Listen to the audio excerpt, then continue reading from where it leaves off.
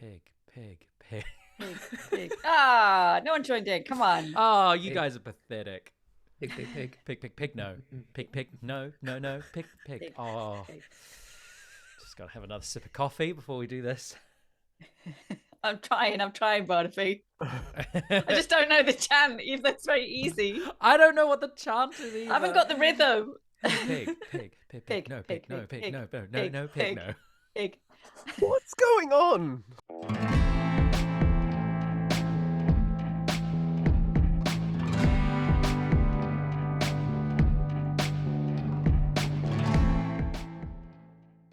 Welcome to the Imaginary Tavern. We have had a long old break doing Christmassy, New Year's things. But we're back now in full swing. We think we know what's happening in the world. We've had a little debrief. So, I mean, just watch that continuity. I'm sure it will be on point. Shall we do a little introduction? I feel like it's been ages since we've sort of introduced ourselves. So, I'm Barnaby. I am the DM here at the Imaginary Tavern. And then in our usual order, which the players will remember. It was me first, I think. I'm Mark. I'm playing Pignut Fiddlehead. I'm very excited because I got for Christmas some Pignut dice from Sarah there. And let's see. I'm gonna roll it and see what it. Oh God! Is it gonna be a good episode today? 8. Oh dear! Plus the episode number, which is number 15, so 8, 23. Yay! Very good. Nice save. Oh, thank goodness. So I am Sarah. I play Baskia, frequent giver of dice. I want to roll a dice now as well. I'm going to roll this dice. It's a big dice, the biggest dice I have. It's a 9, so we're moving in the right direction. Hold up. And I'm Bing, and I'm playing Topiary Erda. I too have received dice from Sarah, and I got cat's ass. So. Oh. It's gonna be a good. And I would also roll the dice that Sarah has given me, but they are in a different room. I feel I could run and go get them. I've got a dice that I bought with Sarah. I'll roll that. Hey, 17. That means I will win. Oh no, the DM wins. Yeah. Like it. Oh, this is the end of this adventure. Okay. Wow. Shall we dive in? Shall we do this? Yeah. So, last time, the Cup Flickers have been tasked by the Speaker of East Haven, Daneth Wayland, to travel to Caer Dineval to find out what has happened to Speaker Crannoch Siver, as he has been rumoured to be ill and hasn't been heard from in a good few months now. However, before they left on that little escapade, they encountered the ghost of the White Lady, who was bound to the Chardalin figurehead that once adorned her husband's ship. The local medium, Ronaldo, had been using the spirit of the White Lady to channel his seances. And now that the adventurers had freed the White Lady, who was bound to the figurehead, she sought revenge to kill Ronaldo. However, the Cup Flickers took the Chardalin figurehead and sunk it into Lac Dinishar with the original vessel that drowned with it, laying the White Lady to rest. However, as they did this, they noticed far off on the shoreline a small Duergar figure watching the events transpire. Seeing this and wanting to make sure that the Duergar wouldn't get the Chardalin figurehead, they enlisted the aid of barbecue sauce to guard and to eat any Duergar who may try and steal the figurehead from the lake. Now, however, the Cup Flickers will be heading to Caer Dineval on behalf of Speaker Wayland to find more clues regarding the Duergar and their fascination with Chardalin. So, I'm going to scroll through my notes. There we go. You are standing at the edge of East Haven. one of the larger towns of 10 towns on the edge of the lake.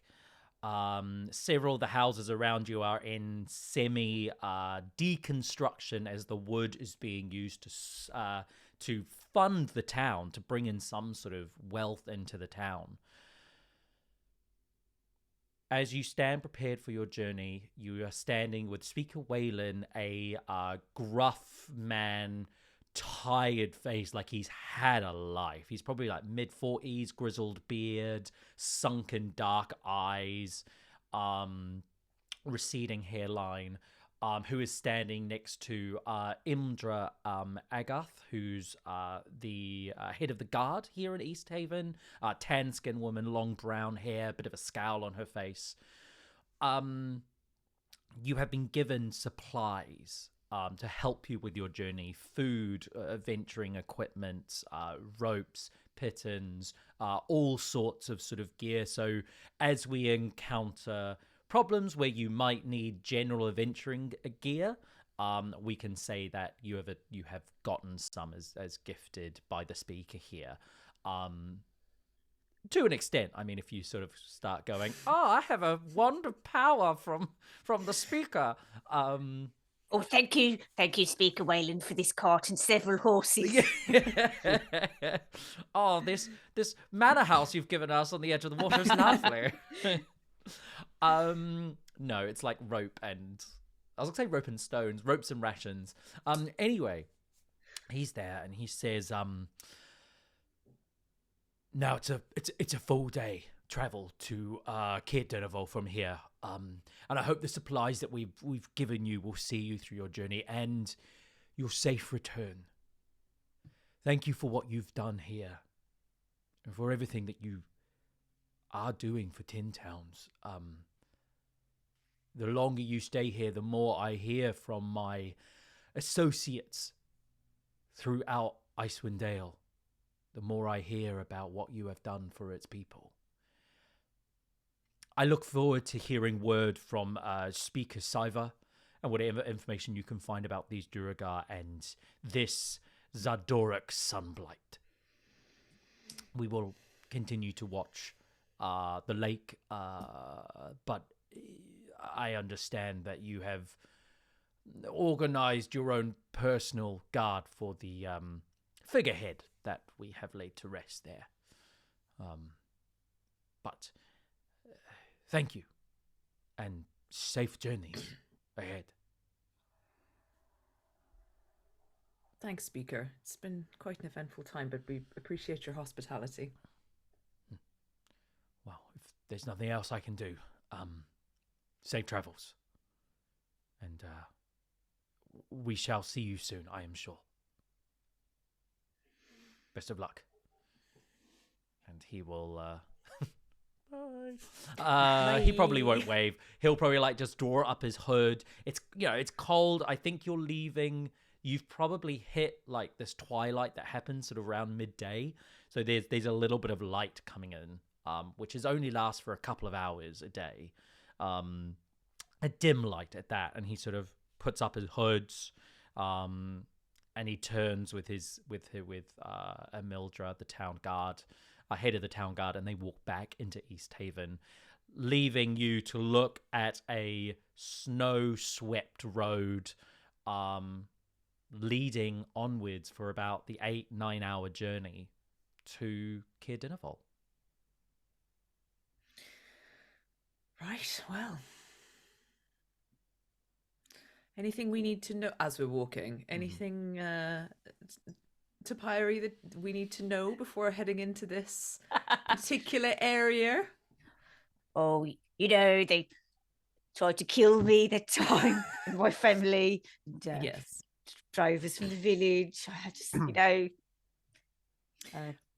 But are we... Canuck Siver, if he died horribly, I wouldn't be upset. Let's put it that way. Is he the But one how I like it?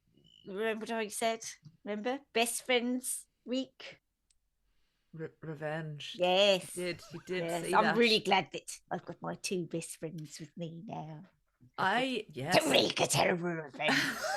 Burn the town to the ground. Not all of it, just most of it. You know, the bad people. Just the bad ones. Can we yes. I mean, of Yes, course. you've agreed now. Well, no. Well, and your word is your bond, is it not, Baskia?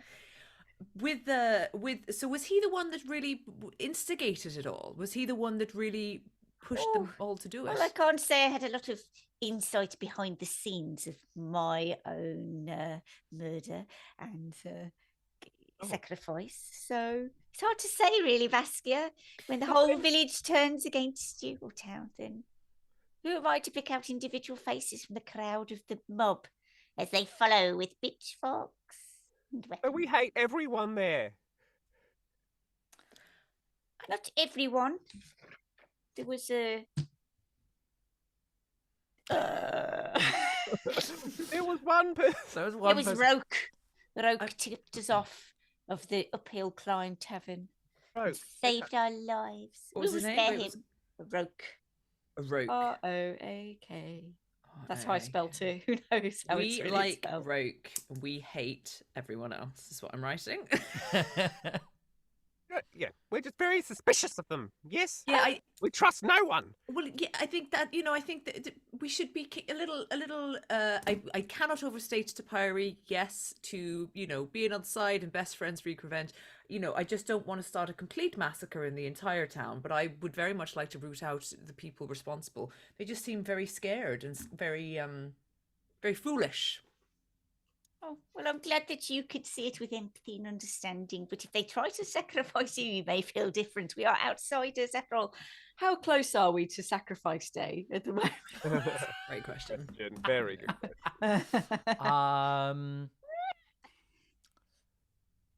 Because sacrifice day is like every 2 weeks, basically. So like every 14, 15 days at the new moon. So probably a couple of days away, I imagine, by this stage. Good timing! Great.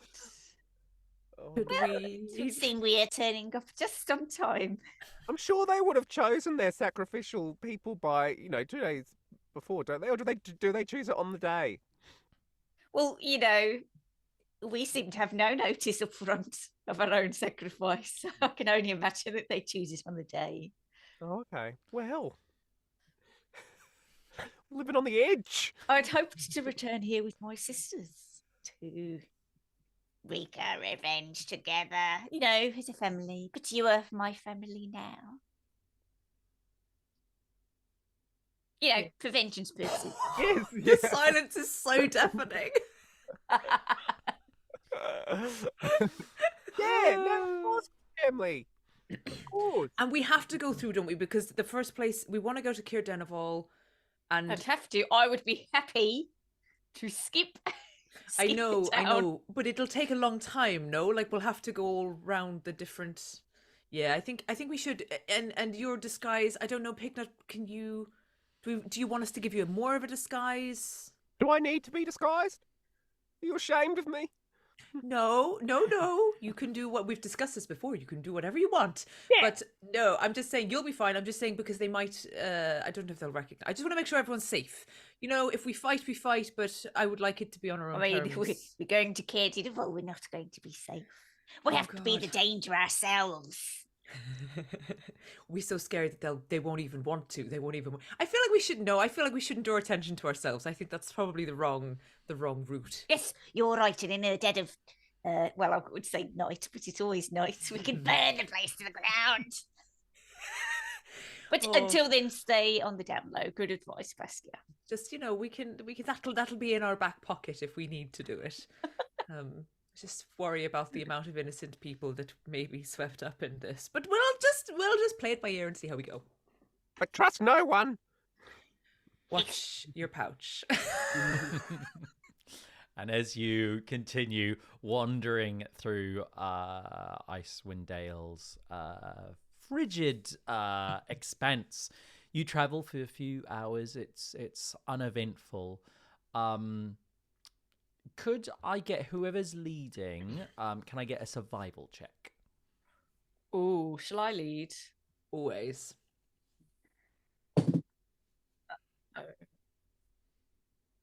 11. 11.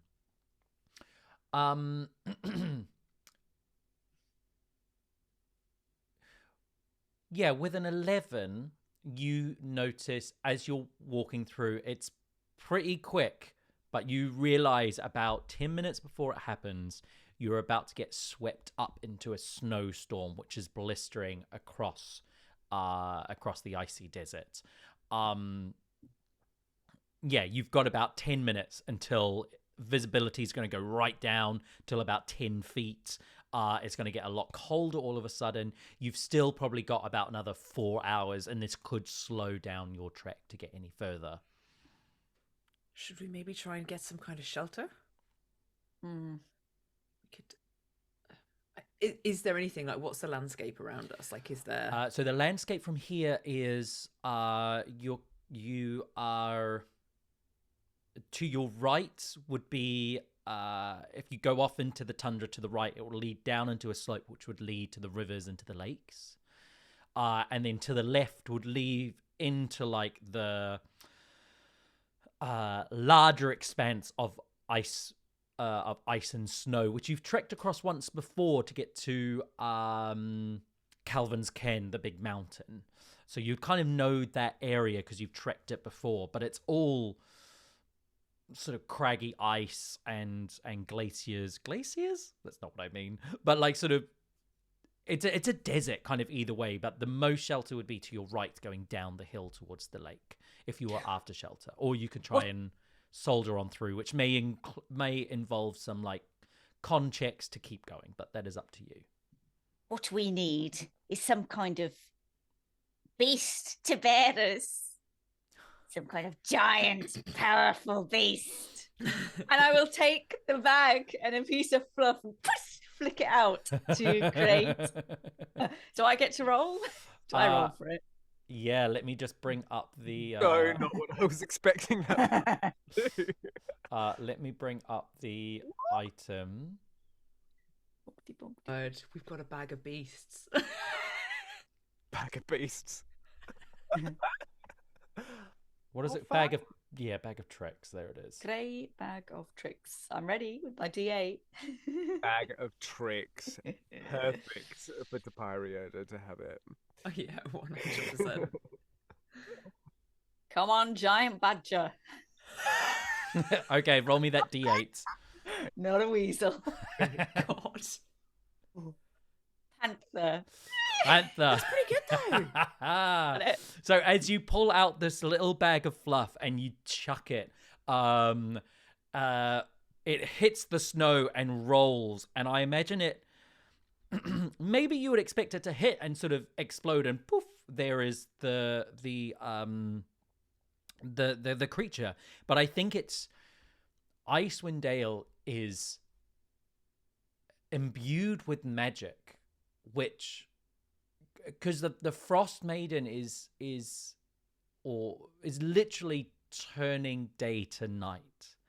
I imagine this whole land is like magic infused to everything. So what happens is it hits the snow and it begins to roll like a snowball, which gets bigger and bigger. And I imagine as it rolls, it turns around and rolls back towards you. And as it does, two huge paws at the front, two legs, a long tail as a panther made out of snow and ice with slight grey flecks of fur coming through, now stands in front of you.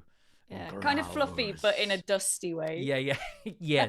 Definitely probably taking some of your magic as well. Yeah. It leads like a little ashy dust trail in its wake as it walks through the snow. You have a badger at your disposal.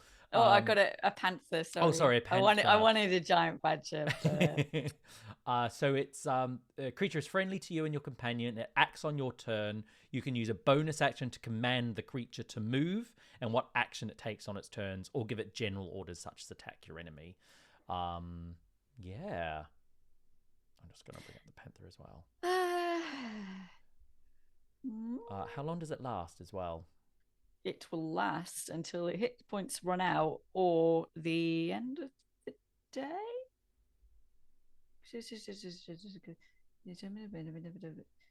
vanishes at the next dawn. Okay, cool. Uh, Who? What? Who's this? Oh my gosh! I shall call him Mr. Fluffy. Mr. Fluffy! And we're going to run up to Mr. Fluffy and give him a hug. Sort of I'm like going to put Pignut on Mr. Fluffy. Get jump forward! it sort of lowers its head and allows you to climb up onto its back. Oh my gosh. Do you think... can you understand me, Mr. Fluffy? So it turns and looks at you. Ooh. Like that's a yes? It's going to get real cold soon, so you've got to protect us. I was hoping for something bigger, and I will take another piece of fluff. What? Flick it Can out you the have bag. multiple at a How time? many? Yes, I've got 3. Oh, can I have multiple? Once 3 fuzzy objects have been pulled from the bag can't be used again until the next dawn. Okay. I I regret this so much. Okay, go. Roll another D8. Come on, giant creature, please. Oh, yes. What number? What number? 8. 8. As you throw this one out. As you throw this one out, it hits the snow with a thud and starts to sink into the snow, vanishing. There is a rumble from underneath you as you see these 2 horns emerge from the snow like huge branches. Then a large muzzle and head, 2 hooves get up as a giant elk emerges from the snow. This is a huge creature. Like, any of you could ride this. You don't need to be a small creature. This one does understand common, though. It is a massive, muscular beast, which in the snow and turns and looks at the 3 of you. And this one I shall name Mrs. Fluffy. Now, could you lie down a bit, please, Mrs. Fluffy, And sit so that we down. can get abroad. Yes, Abroad? come on. Aboard. So that, and I shall pull Baskia along. Yeah, I to think- get on the elk. Is he warm? Like, is it warm when we're on it, or is he like cold? She, he, Like a they, dust bunny. It has the warmth of a piece of fluff you find under the bed. In winter. Cozy. As you both climb, I'd say the 2 of you can fit onto this elk, as you climb up aboard of it. You now have mounts. Incredible. Brilliant. Right. We don't need to stop at all. We can just keep going with our trusty steeds. All right, so the elk has a speed of 60 and the panther has 50 and also climb speed, which is pretty cool. So let's just get a move on. And I think, does it make sense if there's more coverage by the river to go towards the riverside kind of area? I think. If we can still kind of then get around to, because Kedinaval's on the lake, everything's on the lake, aren't Oh, yeah. isn't it? Most of the towns Yeah. are, yeah. Yeah, let's go Yes. down there and trot Okay. alongside the river. Oh, thank you, Barnaby. As you get onto the as you're on the elk and on the panther and you start to ride down the snowy banks of the river, you hit the stone cobbles, icy, slippery, the frozen lake expanse in front of you. You start making your way, I believe it's east along the lake shore. Still a few hours, probably a little bit longer because you're now following the river, which kind of the I think this is a different lake actually. Let me remind myself. I love that that's what the bag does. When you were like a big beast, I was like, but we told barbecue sauce to guard the statue. Could have just as easily have been a weasel. That's the thing. Oh, that would have We been got fun. lucky. Oh, that would have just been cool as well. Yeah. Got one left for tomorrow. 2 giant elks. God. Yes. Oh, imagine if you rolled 3. That'd be great. 3 animals. Oh, That's incredible. And then you can just use it again the next day. yeah, I think so. Yeah, it doesn't even say. You know how some things you have that roll. Mm. Yeah. Oh, to like do. to like Yeah. recharge it. Yeah. It seems it just says. I'll double Once check it we- all. I Once know. the objects Wow. have been pulled from the bag can't be used again until the next dawn, and they disappear at that point. Yeah. Mm-mm. Excellent. Oh yeah, so yeah, so as you travel down, you've traveled back down towards Lake Dinishir, and now you're traveling along the lakefront. So the lake is long, and both Keir Dinaval and Keir Koenig are on. Keir Koenig's on the river, but Keir Dinishol is on the lake. So yeah, so you can follow this along to reach your destination. Let's do it. Lovely. As you are heading along, I think you hit the lake, and by the time you hit the lake, the blizzard is coming in. I would say you've got a little bit. It's on the other side of the bank, the direction the blizzards come from. So you've got a little bit of coverage, but it's still bearing down on you. You're having to move at sort of half speed to trudge through the snow. You're getting covered with snow as you walk in. The light has now gone and it is dark, and your visibility is about 10 feet in front of you, but you do have the lake to guide you along the shore. Can I get a perception check by whoever's leading? Probably the elk people. It's one of those. One of you two. Can we use the panther's keen smell? He's got a passive perception of 14. And then if I roll, can I roll for the panther? Yeah. If you want to roll for the panther, I don't know you, so you don't understand it, but you can say, "Is there anything kind of coming up?" And then it can communicate. It would be like, yeah, exactly. 19. And this is smell, isn't it? Keen smell. The panther has advantage on wisdom perception checks that rely on smell. Cool. Yeah, maybe it's not a smelly thing.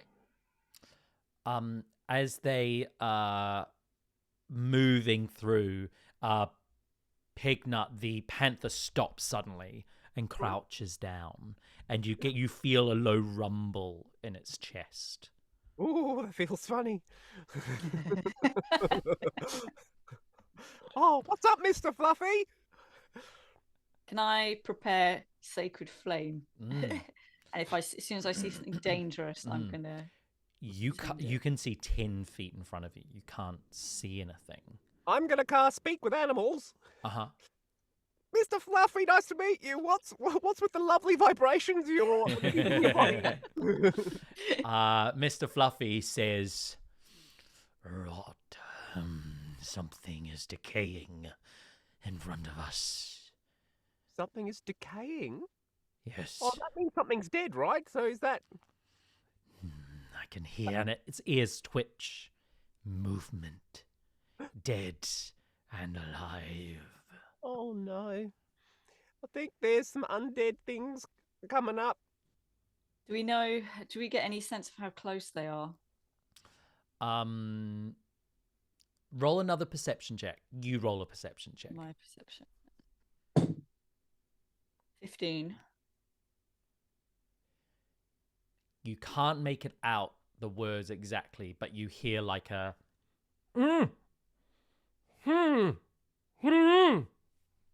and then a couple of grunts and growls.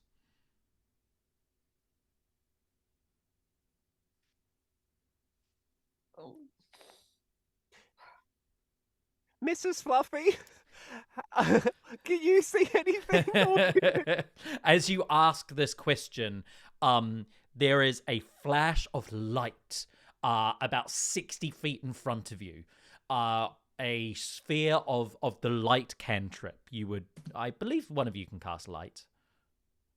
Oh, it's me. It's me. Yeah. So you've seen this before. This sphere of light, 30 feet with sort of dim light reaching you, and at the center of it, you can see 4 silhouettes.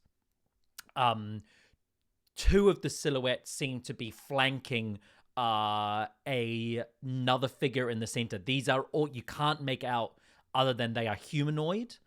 Actually, let's get a perception check. Let's see if we can get how much information you can get. Okay. Any of us? Yeah, you can all roll. You're all seeing this. Okay. 16. 16.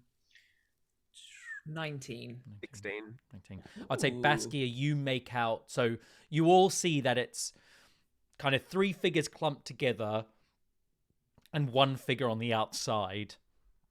Baskia, you can see that the 3 figures are in the center. One has like a big sort of tall, like pointed hat, and the other 2 are wrestling and basically attacking this humanoid in the hat. And the 4th one is sort of stood there watching. They seem to have weapons on them. Some of them have like sort of long, some sort of poles. The other ones have what look like morning stars. And yeah, they're engaged in this scuffle. Excellent. And there's only one of them in the pointy hat. Only 1 pointed hat. Okay, I will whisper to Topiary, who's obviously with me. I'll be like, I think that might be another Denzel. All right, charge, Mrs. Fluffy. And I'm going to point at one of the ones it's attacking, and the elk is going to. Well, it's got 60 feet of movement. If the elk moves at least 20 feet straight towards the target and then hits it with a ram attack on the same turn, the target takes an extra 7, and then in brackets 2d6 damage. So let's just do static damage rather than rolling it for your thing. So just to do the 7. And then if the target is a creature, it must succeed in a DC 14 strength saving throw or be knocked prone. Great. So as Topiary on the elk with Baskia charge forward, Pignut, are you... Well, I mean, actually, Topiary, do you tell the panther to charge forward as well? Yes, that was a general everyone charge. Attack. Okay, so cool. the panther has 50 feet, so I don't know if it'll make it. So it won't can quite go make for the it. other one.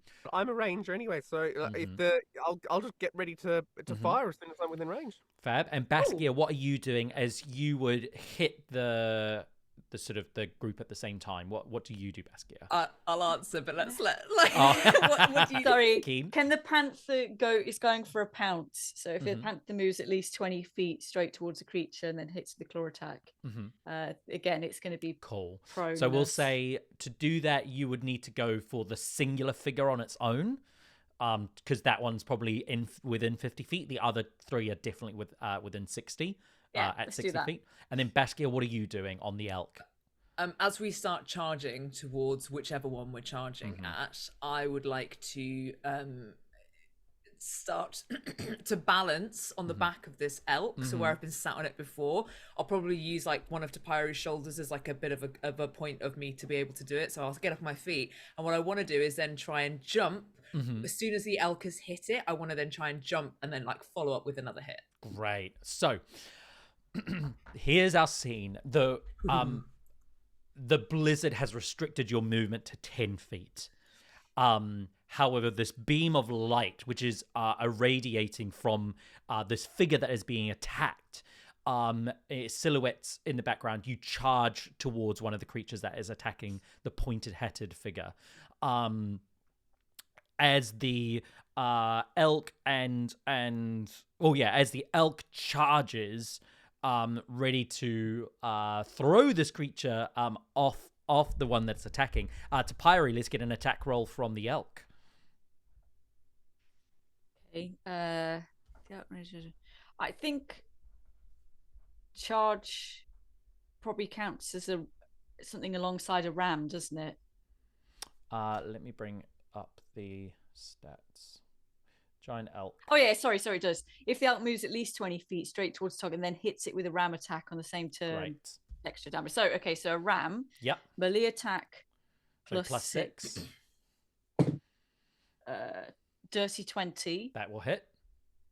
One target. Hit 11, 2d6 plus 4 bludgeoning damage. So just take the 11. We'll just do for your summons. Let's just make this. Let's just do static damage because it'll be easier. So that would be 18 points of damage, including the charge. Brilliant. And then a DC 14 strength saving throw or be knocked prone. Okay, strength on. save. What's it save? Okay. Ooh, that's a 19 for the save. Damn. As you charge towards it, the creature turns and sees you, and as the elk hits, this is the first time you see what's going on. You see three people, all bare-chested, or sort of rags across them. Humans, muscular, think like classic barbarian. 2 men and a woman, but ravaged by the cold. They are frostbitten. Bits of their flesh are blackened. They are missing fingers. One's missing an ear. One's lips are all black. You can maybe see a bit of bone where the flesh has just come off. They are ravaged by frostbite, and are doing nothing to try and keep warm. They hold these morning stars, which are black spiky balls on the morning star, and they've got these javelins where the tips are like black stone sharpened to a point. The figure in the center that is being attacked is none other than Danzal, a figure that you have once seen on the Lake of Bremen, and last time you saw was being burned at a stake. Big patchworked wizarding robes, big old hat, pointed wizard's hat. Has a small staff, a quarterstaff, which is illuminating with the light spell, and is battling and trying to stop being hit by these creatures. As you ram, the elk rams into the creature, it turns and holds up its morning star in one hand, bracing, and the other hand holding the horns, stopping the elk in its track with its sheer might. Baskia, you jump off and... Yeah, with short sword out, and just jump straight down with a blow if I can with the on the same sword. one? Yeah, on the same one. Okay, roll me an attack. That's gonna be a 21. That hits. Cool. Which will be 8 points of damage. And then I might as well flurry of blows, given that we have the upper hand anyway, in theory. So I'll flurry of blows, which will be same roll, another 14, so 21 again to hit. Yep. Which will be... It's D6, that's exciting. That's a 1 though, so 5 points of damage from the first one, and then and then I'm going to impose that I'm going to try and make him prone again, which is a Dex saving throw. So as I come down, I'm trying to knock him prone at the same time. What's the save? What's the number there? 13. That is a failure. He hits the deck. You manage to, using your short sword, manage to pry him off the elk and kick him to the ground. Incredible. And so then I will roll with advantage for the final next attack. Which is good, because that's a natural 1, so let's go again. And that's a natural 17, so that's going to hit as well, isn't it? Yeah. Well over 20. And so that will be... better, so that is going to be 7 points of damage, and this time I'm going to impose that he cannot take a reaction. Okay. And with any movement that I have left, obviously I did just sort of jump, so maybe half movement, if that's okay. Yeah. I will try to a little bit use the elk as a bit of cover. So I'll move away, knowing that he's not going to be able to react, and then I'll just sort of go a little bit behind the elk, just so I've got some cover from whatever is going to happen next. Great. On. Yes. Also, can I sometime release my sacred flame? Oh yes, roll your set. Yeah. Who are you hitting with your sacred flame? I'll go for the same one. Same guy. What save is it? Dex 14. That's a 10 on the die plus 1, so it's a failure. Yes. 2d8 sacred damage. 11 11 points of damage. Nice. Oh, you guys are doing a shit ton of damage to this guy. Sorry, swear. Next we've got the Panther and Pignut, which is going for the Berserker who's on the side of all of this, the Frostbitten Berserker. The Panther does what type of attack, Bing? It's a claw with pounce. Claw with Pounce. Pignut? Could I because I'm ranged, so I'm gonna say to the panther to give me a little butt boost and like make me fly before I get to like 30 feet, so if you can. So And then cool. I want to. You're gonna hit it in the air. Yeah. So I'm going to say you would know this, Pignut, given the environment. These creatures are in like semi-silhouetted from this bright light and from the blizzard, that any ranged attacks need to be within 10 feet, otherwise they're disadvantaged. So you need to be at 10 feet. Anything beyond that, you would be at disadvantage because of the blizzard and the sort of snow. So you need to be close to do range, but not too close. So you can launch into the air and then fire off your shot close. So 10 feet away. Yeah, let's get an acrobatics check from you as you launch yourself off the 17. Yeah, you launch yourself off. How? So you want to be 10 feet away. Where do you want to land? Where do you want to shoot from? I just want to be in the air. I just look at me, Granny! As you watch me! As you launch up to the air and you fire off your arrows, roll your attacks. First one is 11. 11. Oh, hang on, no. So that's not right. It's not 11. It's plus 10, so 16. 16 hits. Yay.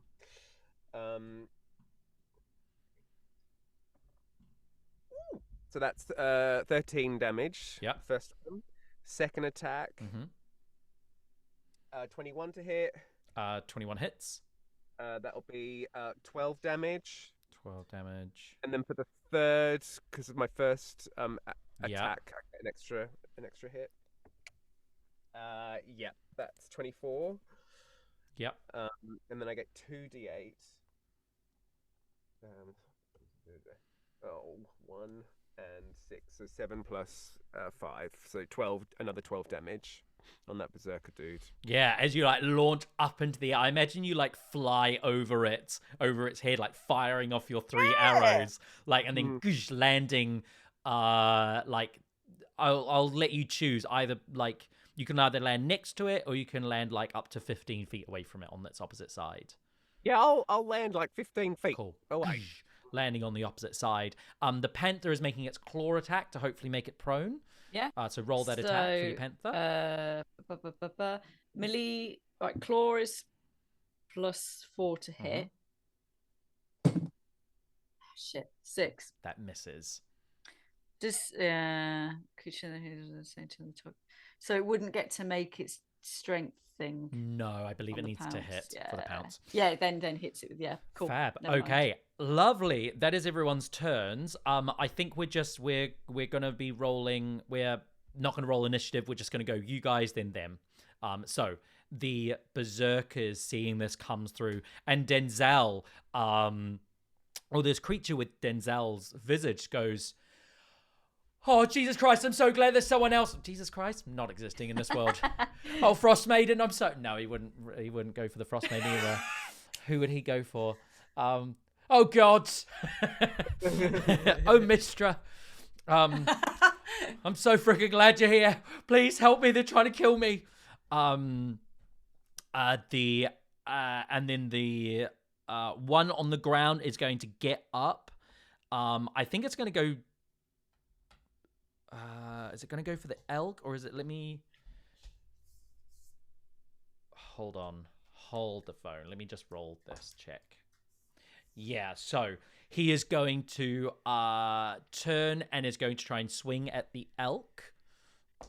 That's going to be a 19 to hit, which I believe hits the elk. Yeah, that would hit. A 9 to hit.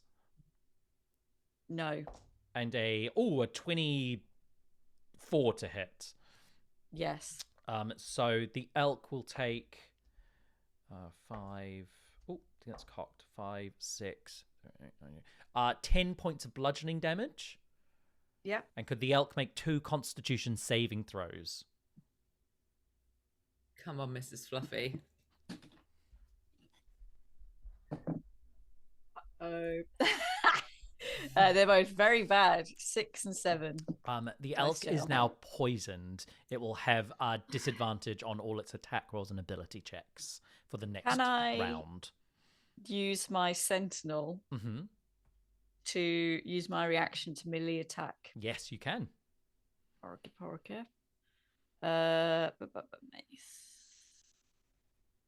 Swing. Oh, Jesus. I mean, that's not going to hit because it's very low.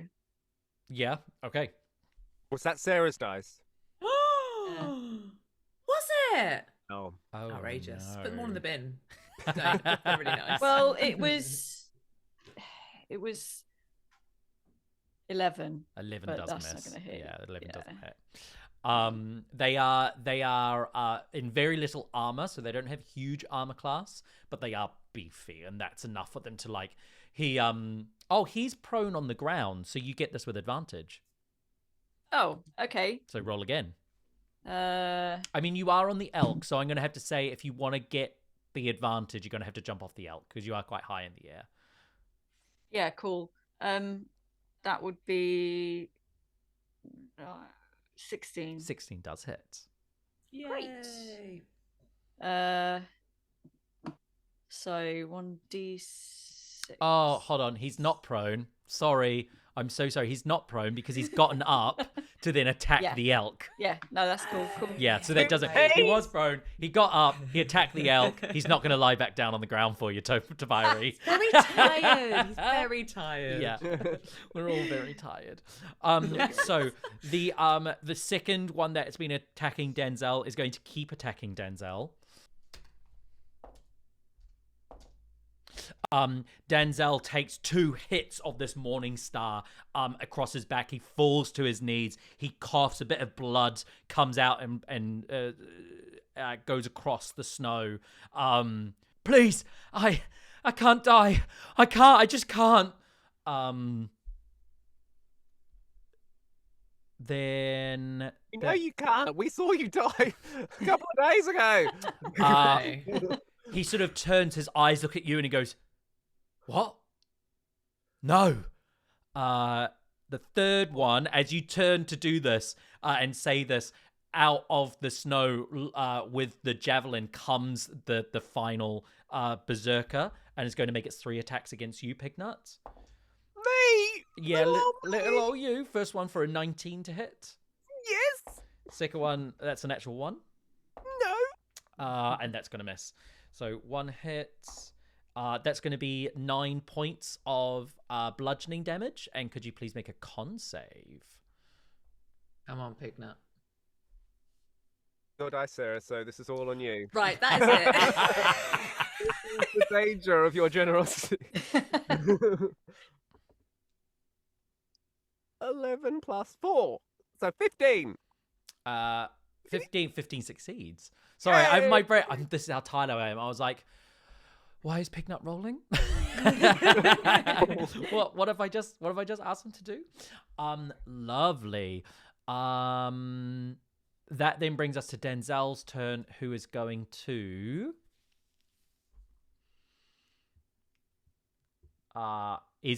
reach out from the ground on his hands, and he is going to reach out and grab the berserker who you've been the frostbitten berserker who you've been smashing up, and is going to grab their leg. You see electricity sparks down his arm, but his hand is kicked away by the frostbitten berserker before he is able to land his shocking grasp. Yeah, that's his turn. Top of the round, it is your threes and the animals' turns. What are we doing? Who's going first? Let's go order we did before. So, elk. Well, can I use mine first? Because they're my... Yeah, what would you like to do? I want to use my channel divinity to turn undead. Before you But do it this, becomes destroy undead. cool. Before you do this, could you make a medicine or a investigation check? Okay, medicine. Oh no, 7. Is it because they're not really dead? They are But- heavily frostbitten creatures. That's all I can tell you. So I feel like you're giving me a clue there not to use turn undead. Up to you. Okay. No. They could be I undead. took the hints. I took the He hints. could be bluffing. I'm That's going no one. Not even the DM. to Especially not the DM. hit the same one. Mhm. Actually, first I'm going to cast a spell. Let's check this. Right, I'm going to cast Searing Smite, Mm-hmm. and then as a bonus action. No, does that mean then I can't tell the animals what to do? Yeah, it's a bonus action. I mean, too. they're going to act as, even if they're not told, they will act as. Yeah. You just won't have. Expected. I'll just have control of Yeah, them. yeah, So so, I'll do okay, general cool. attacks on them, Yeah. basically. On Okay, your so I'm enemies. going to cast Searing Smite, and then I'm going to hit Mhm. with the mace, that one Okay. that's nearest to me. Roll your attack. 21 to hit. That definitely hits. Sorry, 22. Then it's going to be 1d6. It's plus 4, 8 damage initially. And then. Sorry. That's right. Extra 1d6 fire damage. Mhm. 1. And causes the target to ignite in flames. So at the start of each of its turn, it will make a con saving throw. Okay. Perfect. Con save. Yes. Okay. Perfect. Anything else on your turn? Lovely. Will no. Baskia and Pignut. What are you Apart guys? from the animals. We'll do. Shall we do the Yeah. animals at the end? And I'll just quickly tally some stuff up. Baskia, Pignut. What are you guys doing? So the guy that I hit before, is he still in front of the elk? He is, isn't he? Yes, he is. Yeah. I'm gonna go back for another one. How beat up is he looking? He's looking pretty rough, And he's on fire, right? and he's on fire. He is on fire. Cool. Okay, I will. Which is pretty impressive given that there is a blizzard going on at this whole time. Like everything is muffled. Like you can barely see Pignut and this other creature's silhouette in the distance. Like you're in like this little pocket of a combat, and there's something else going on over there. Okay, I can't say anything else, so I'm just going to try and kill him. I'm hesitating because there's something I want to do, but now it's not the moment to do it, so I'm Okay. not going to do it. I'm going to go back around the elk, and I'm going to just lay into him again, Okay, the roll. berserker with my short sword. Roll your attacks. Come on. 18. 18 hits. Nice. Do you want to roll both your attacks now? Because you get 2 attacks now, don't you, as a monk? Do I? Level 5, 2 attacks. Oh, then I should have had another attack last round, but that's my fault. Ah. Oh my god, I do. Oh, brilliant! Thank you. I are totally welcome. had not seen that. Incredible. It has been a while since we've played. I've just done the damage roll, and so that's a 6. I know what you Okay. just said, and I've totally ignored it. But next time, that's a really good idea. So 10 points of damage for the first one. I will Okay. keep that in my brain, and then second attack. Oh, that's good. 11. 11 misses. Got it. So 10 points in that Mhm. round. Still looking rough. I think I'm just going to Yep. try and flurry of blows him. I would really like to try and finish Okay. him off if possible. So I'll use a key point flurry of blows. Better 19 to 19 hit. hits. Incredible. I'll do what you told me and do the damage at the end. Natural 19, so that Great. hits too. And then the damage. 5 plus 8, which is 13 points of damage. Come on. Not quite. He's still Fuck. up. He's still up. He's Roll me an investigation check. Yes, sir. Oh, great. I've got advantage on investigation, that's why I'm rolling twice. 19 plus 1, so dirty 20. The mace that he's wielding, the morning star that he's wielding, that morning star is made of that black crystalline chardalin. He's attacking you with a chardalin weapon. Is he healing like bloody? He doesn't seem to be healing, no. Okay, good. Lovely. Pignut, what are you? Oh, yeah. And I'll move back. Oh, I'll move back again. I will impose he can't take a reaction. Cool. I might as well have already also done on the first flow. I've just forgotten everything from the gap. Sorry. So the first flow of blows hit, I would have tried to make him prone with a DC 13 dex save. Succeeds. Great. And then the second one, I will impose he can't take a reaction, and then I will skedaddle back to where I was before. Perfect. Cool. Lovely. Pignut. The berserker that attacked me, was that he attacked me up close? Am I Yeah. He's 5 feet in front of you. Launched out. No. Okay. Can I try and I'm gonna try and get out of the way, get 10 feet away from him. Okay. So he's gonna swing at you. Mm-hmm. That's gonna be a 16 to hit. And that's going to be 10 points of bludgeoning damage. Oh no, piercing damage. Oh, that wasn't worth it. and I need you to make another con save. Another bloody con. Oh shit. Oh no. 9. You feel as he jabs you with this javelin, you instantly feel sick. As you feel cold, like instantly freezing cold in the wound where it's hit you. And you can see shards of black ice expanding from the wound. You are poisoned until your next turn. So I have advantage on saving throws against being poisoned. Oh! And I have resistance to poison damage, so I'm going to roll again. Roll again.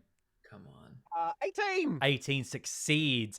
As he withdraws the weapon, you manage to shunt the cold. Or actually, you probably just being who you are, it doesn't affect you. Like, can't kill me! Yeah. Your tolerance to this cold poison is very, very high. Lovely. What are you doing? What's your action? I'm going to make 2 attacks against to try and shoot it in one in either eye. Roll attack. Your DC is 13. That's what the 13, DC okay. is. I'm just going to roll both both attacks now. Is that all right? 21 and 14. So yeah, both hit. First damage will be a 9. 9 damage. In one eye. And then the other one is 12 damage. Brilliant. Is he looking? Fire off his 2 arrows. He's getting rough. Yeah. Oh, could I have? Oh, god damn it! I didn't say it. What? I didn't say it. I was going to favor foe him, which does an extra 1d4 on one of the hits, but I didn't do it. Yeah, if you want him to be your favorite foe, I'll allow that. My favorite foe. Sure. An extra d4. Oh. Ooh. All adds up. Lovely. The animals. Elk is going to make a hooves attack. No, he's not prone. So he's going to make a ram attack. Bing, do you want to roll for the ram attack? So d20 plus 6. Yes, cat face. Cat. Oh, 20. That's 20. So it's going to be 22 points of ram damage as the elk picks up the body of the frostbitten berserker, launches us up into the air, and it flies off into the distance where it crashes to the ground, probably breaking every single bone in its body. Lovely. Can I get a perception check from you, actually? From me? Yeah. Okay. Did that kill them? That one is dead, yeah. 22. 22. As you look around the battlefield, now that sort of one of the threat is gone, you can see another frostbitten berserker dead on the ground, torch, which is still slightly smoldering. Yeah. Yeah. So one of these creatures was dead before you arrived. One of these berserkers. Lovely. And the panther. The panther will whip around and will make a bite attack against the berserker that's on just beyond you, Pignut. So let's get an attack roll +4. Oh, cat bum. Cat 5. bum. I love that dice so much. Lovely. So that's going to bring us to the 2 remaining berserkers. The one that's on Denzel still is still going to keep wailing in on Denzel. That's going to be a hit. That is going to be a hit. Shit. That is going to be a hit. Fuck. I want him alive. 5, 6, 7, 8.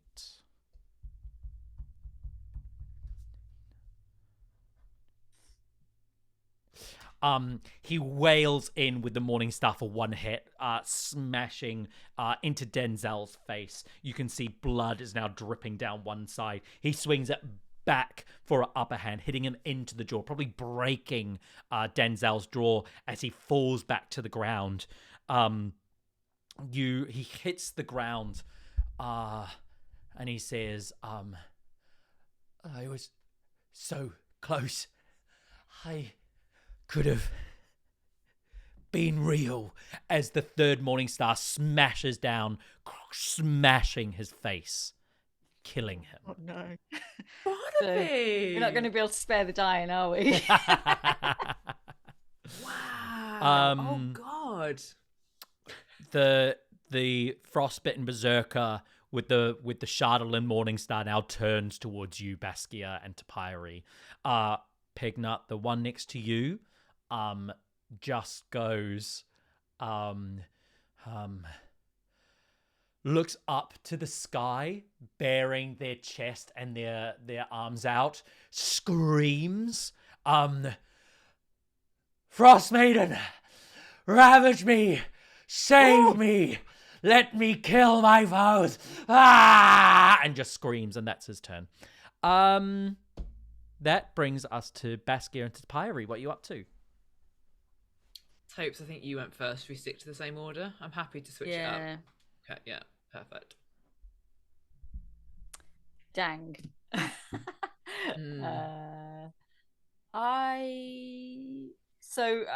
There's 2 left.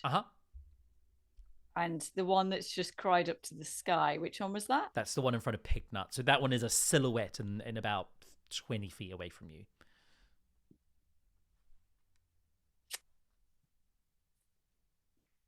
I'm going to charge towards them and the one next to Pignut. Scream, the Frostmaiden favours me! and hit it with my mace. All right. Oh no. 12. 12 misses. As it screams, its eyes wild. It turns you, it grabs your mace in its hand. And he says, the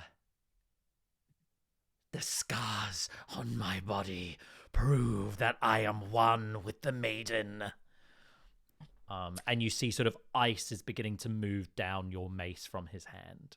I want to use my bonus attack Yeah. to tell the elk to charge at this one. Okay. As the elk runs across the battlefield, make your roll.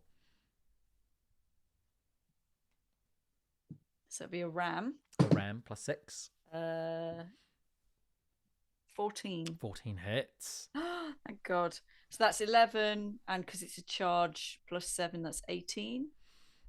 And then DC 14 strength to stay standing. That is enough for it to kill this one. Nice. As you prove your worth to the Frostmaiden over this this Shardlin berserker, the ram coming out from the shadows behind you as it's holding your mace, once again rams into it. It hits the ground, the elk trampling across its body, desecrating it on the ground, turning around. Can it be like it hits it and it just flies off into the the snow, like it disappears, but Yeah. it cracks, like loads of ribs breaking. Yeah. You hear it echoes through the valley. Baskia and Pignut, there is one left in between you both. I'm assuming that the light's gone out now that Denzel's dead. No, I think it's his spell. So I think it's slowly dying. I think by the It's end of just this dimming. round, Okay. it'll have vanished. And this one hasn't really been hit that much, like at It's all. not been hit Okay, at all. Cool. So just for flavor, I'm gonna run over there, and I would again for flavor just like to very monk-like slide along the icy snow, so that like when I appear, I'm really appearing out of nowhere because I'm not coming in at like height level. I'm coming in down and then up. Yeah. Anyway, and then I'm going to attack. Yeah. I'm gonna attack Roll him. your attack. Not amazing. 14. 14 hits. Oh, DC's a get 13 in. for these creatures. And I would like to. I think I still have to do damage, but I would like to stunning strike. Yeah, roll your damage. I'll roll a con save. So that's 9 damage, 9 and then damage. stunning strike, That's which is Gonna be 13. in 18 to Fudge save, crackers. Okay, and the second attack is a natural 1. My Natural 1 fuck me misses. dice. Oh, I've only got 1 key point left. What do I do? Make a perception check for me. A perception check. Or a medicine check. Ooh, medicine, please. Mhm. Oh, actually, it doesn't really matter. They're the same. I don't know why I get excited about one rather than the other. Here we go. Okay, 18. 18. Did you roll for perception or medicine? Great question. Let's do perception. Perception. As you reach down, hitting the creature from below, making sure you're pinpointing, hitting in that position on its body where it would where the stun would take effect. In that location, it's just frostbite. Therefore, there's no feeling there. You get the sense that these creatures have an incredibly high constitution, being able to handle the cold and their frostbitten body. That is super helpful knowledge. In which case, what I'm going to do is I'm going to spend another key point, my last key point, but I mean we're getting there. To do flurry of blows. Okay. Roll your next 2 attacks. 15. Hits. Which hits. I'll do the second one as well. And that's going to be a 17, so that also hits. Let me roll the damage. Okay, so 15 points of damage total. Please may you... Sorry, Pignut, because I know this isn't amazing for you, but range is tricky anyway. Please may you make him do a dex save for prone. Sorry, I'm doing maths and I'm failing. Actually, There we go. no. That's good. I'm changing my mind. Can you do a strength saving throw? Also DC 13. I need to look at my wisdom next time I level up. that is a 21. Okay, so that's the first one, and then the second one. I'm very aware that she's died so many times, so I'm going to impose. He can't take a reaction. I'm going to run away. Do it. Do you swing in, punch, and disappear off back into the snow? I like to think that when I didn't do the stunning strike, I was like, "Oh shit!" And then Yeah, fair. Okay, that's my turn. Pignut, what are you up to? I'm just gonna fire arrows into its eyes. Yeah. Beautiful. I'm gonna roll for both attacks. 19 and 23. Both hit. I'm gonna favor foe again. This dude. So damage for this guy. First one's 6 plus 3, 9 plus 5, so 14. 14. And then the second one, oh, not so good, 8.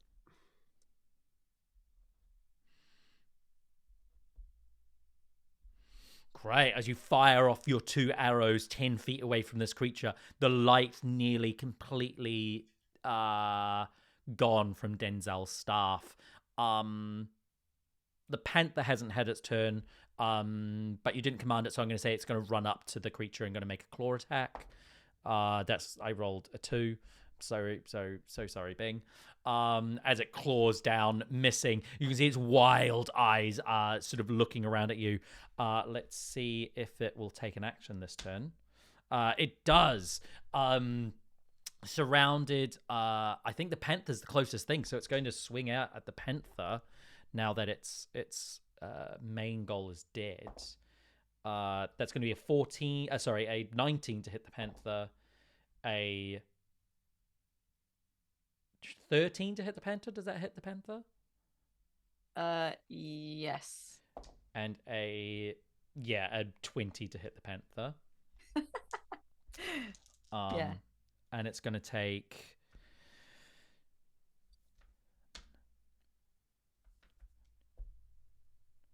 it's going to take 24 points of bludgeoning damage. Goosh, goosh, goosh. As it evaporates into a puff of grey lint you may find under your bed. A dust bunny, and falls to the snow. Lovely. That brings us to top of the round. Guys, what you doing? The light now vanishes, and you are back into darkness. You need to be right up next to this creature to be able to land an attack without disadvantage. Even if you have dark vision and stuff like. I think this is more this comes from the blizzard because it's the raging snow. So even with dark vision, you would have disadvantage. I'm gonna hit. Actually, so it just attacked the panther, and I'm right next to it. Yeah. Yes. Yeah. So can I have used my sentinel to use my opportunity attack to attack it at that point? Yeah, roll your attack. Oh, cat bum. Oh, so many bums. Okay, and I'm going to try again. Standing and just use my regular attack. Okay, roll your attack. Oh, 2. Oh, sorry. Right. No need to apologise. So Dice sorry. jail. Fair enough. Anything else on your turn? Do you want to control your elk with your bonus action? Oh yeah, good idea. Yeah. So the elk, which I think is still standing next to it. No, it was standing next to the other one. It just threw it off into the snow, so it could sweet. turn around and ram and charge. Roll that attack. Dirty 20 hits. So that would be 11 plus 18. 11 plus 18. No, sorry, 11 plus 7, so that's 18. I see. So it's going to be. And then it would have to do a strength saving throw to see if it's prone. Natural 17 on the dice. So that's going to be a 20 to save. So it does not knock prone. It holds itself fast as an elk comes out of the darkness, ramming into this creature. Baskia, Pignut, what are you two up to? This frostbitten warrior, she is looking incredibly rough. I'm just gonna run on up and make my 2 attacks. Yeah. Let's do it. First attack.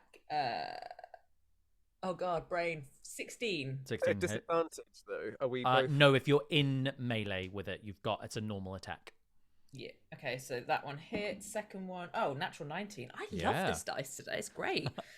Okay, so it's those. Damage is great rolls. 11 plus 8, so 19 points of damage. 19. How do you want to do this? Hey, so I'll that's with my short sword, isn't it? I'm gonna chop off its head. Yeah.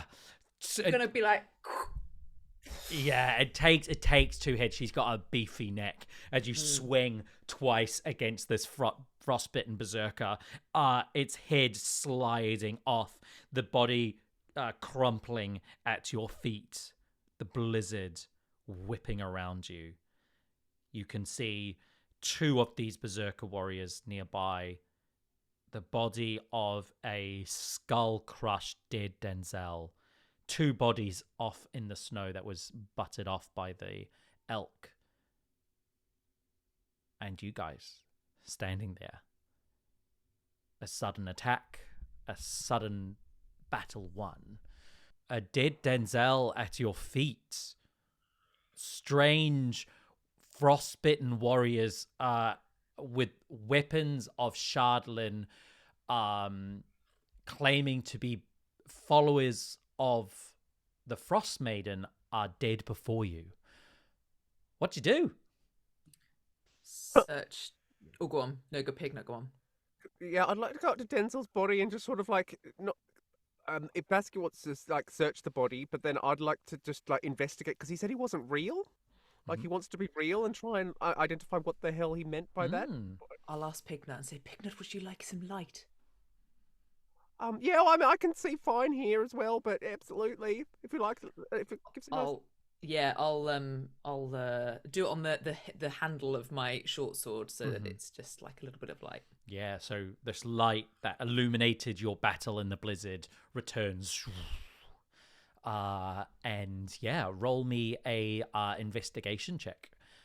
Wait, are you trying to figure out what him saying that he wished to be real means, or are you looking over his body? I think Baskia's going to look over the body, and okay. I'm trying to find the answer to the question of the reality. The reality. So roll me a medicine or a arcana check. I'll go medicine. Okay. 16. 16. So you've encountered these Denzels in two other spaces. One which you got pretty close up to, and one which was being burned at a pyre. As you look over this Denzel, his flesh is human flesh. He is, as you sort of like scan his body from head to toe, there is no like strange arcane symbols, no like seams across his body. Like there's nothing on him that makes you go, oh, he's some sort of construct. For all intents and purposes, he is an identical twin. He is human, living, breathing entity. Like his creature type is humanoid. He is just identical. He's delusional. He said he wasn't real. He looks real to me. Oh, I'm sorry. We couldn't save you. Yeah, his head is like crushed in. I don't want to look at that. Yeah. Yeah, maybe we'll like put a cloak over that piece of it. A tissue. I don't understand what he means. I thought he'd like, I don't know, he's a wizard. I just assumed he'd like duplicated himself or something, like made a couple more of himself. I could have been real. So close to being real. Yeah. I'm going to go through his pockets. As you look over his robe and pockets, he doesn't... He has like sort of a satchel of sort of gold coins on him. So there's like 40 gold coins in a little pouch. There is like some like rations and some adventuring gear in a little pouch. In one of his inside pockets, he has a small pendant, a silver chained pendant, and the jewel on it is a shard of Shardlin, easily recognized by you all at this point. And is it silver in color? Because Shardlin, Oh, has Shardlin before been like black? Yeah, the chain is silver. But okay. the pendant on the chain is a bit of black chatelaine. Cool. This stuff is everywhere. Also, everyone add 13 gold to your inventory, and I'll add 14. This chatelaine, I don't know. It's everywhere, and I don't know. Can we have a look at some of the weapons, maybe from the berserkers as well? I and wanted to see? collect them. So just say I pick them up and bring them to. Yeah, nice. Let's have a look at them. Roll an investigation or a perception check as you do that, Topiary. Sorry, investigation or what? Perception. Yeah, because that's better for me. 16. 16. So yeah, you gather these weapons up from... Do you go to the ones that were knocked to the side? So there's two nearby. One which is like burnt to a crisp, which was dead before you arrived, and the other one which you killed at the end. But do you also go further afield to get the two? Yeah. Yeah. So first you go out, you get sort of a javelin with a chatelaine tip and a morning star with the star is this just chunk of sharp chatelaine. You loop back round, and as you're looping around, you see this charred figure. Quite a large, seems to be fiery explosion happened around it. You can see the snow has recently melted and is now filling up. Roll me an Arcana check.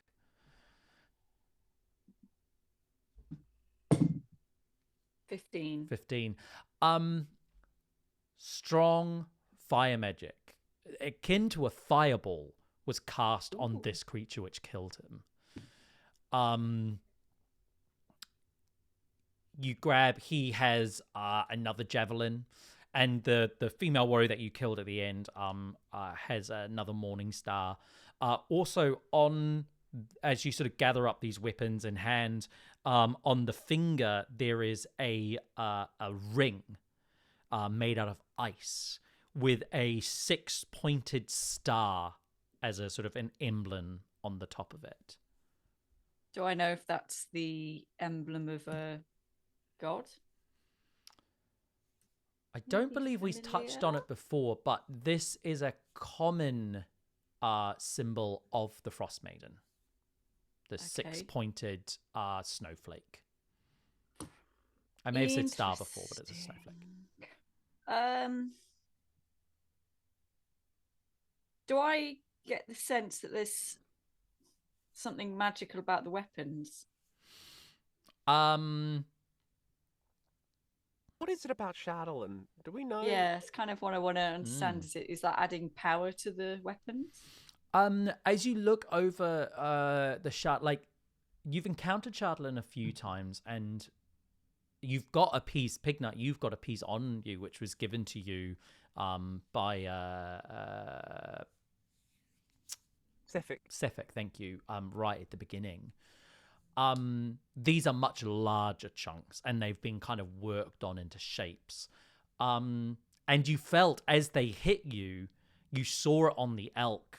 It sort of crumpled a little bit under this frozen cold poison that sort of pumped from it. And Pignut, you felt it as it stabbed you and pierced your flesh. There is definitely something corrupt about chatelaine. There is some sort of magic that is held within it. Can I hold the ring in one hand, and in the other hand I'll take from my pocket a pearl and a feather, and I'm going to just take 1 minute to go, what are you? What are you? Tell me what you are. And I'm going to cast Identify. Okay. As you stand there holding the pearl and the ring, pulling it off the dead berserker's finger, and you concentrate. As you close your eyes, a figure appears in your mind's eye.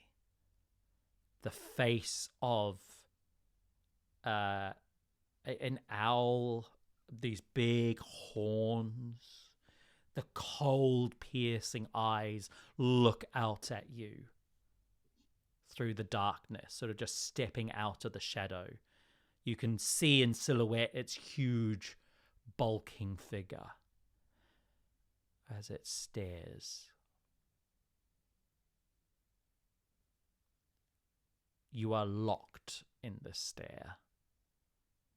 As Baskia and Pignut, the blizzard intensifies around you. I'm not giving up first. Roll for staring contest. Roll me a charisma saving throw. Oh.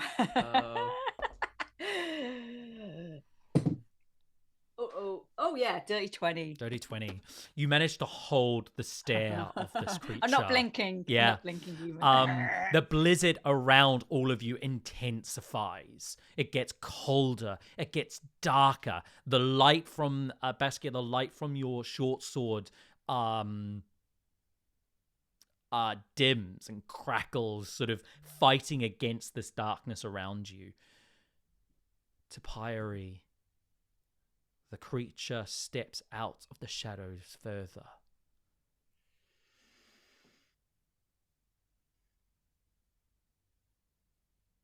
You just stare. Yeah. Yeah. No. I mean, do they look like they're going to attack or anything? No. Or They are... Roll me an insight check.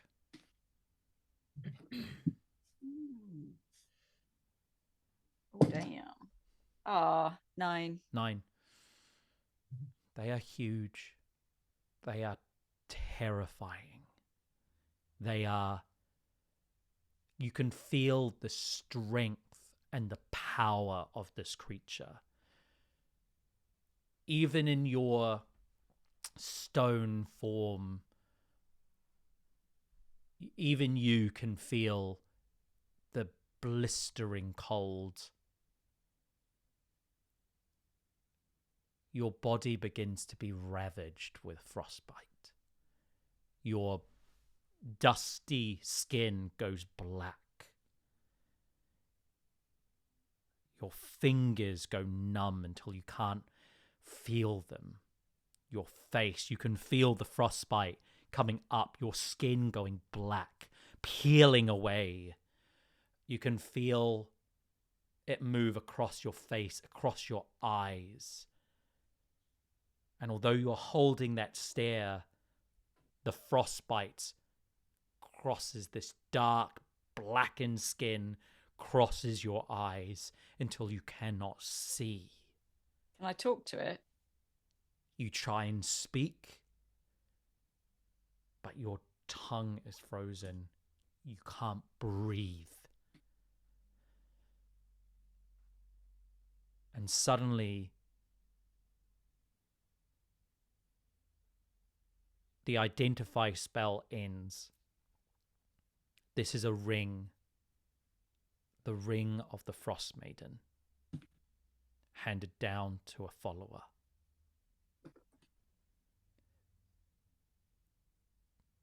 And you feel the pull, as if something is trying to yank you away from this, from behind you. But it can't reach you. And all three of you, all at once, are pulled.